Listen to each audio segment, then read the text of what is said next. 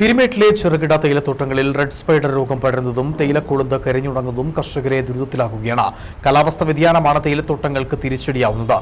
തുലാവർഷവും വേനലും മഴയും ചതിച്ചതോടെയാണ് തേയിലത്തോട്ടങ്ങളിൽ red spider എന്ന ചുവന്ന ചിലന്തി രോഗം പരരുന്നത്.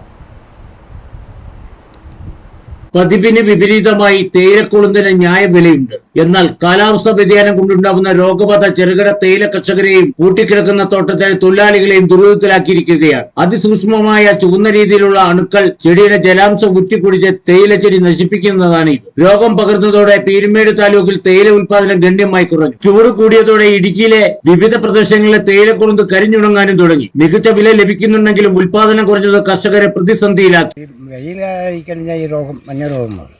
തേയിലയൊക്കെ മൊത്തം അഴിച്ചു പോകും, ഇലയൊക്കെ പൊലിഞ്ഞു പോകും. പിന്നെ മഴ പെയ്യാതെ രക്ഷയില്ല. ഇപ്പം ഇത് മരുന്നടിക്കണമെങ്കിൽ നല്ലൊരു തുക വേണം, വെള്ളമില്ല, കൊളുന്ത് ഇല്ല. വരെ വെള്ളപ്പോലെ അത് വേണ്ടേ, 2 പേരെ എടുത്ത് 20 രൂപയുടെ എടുത്തുള്ളൂ.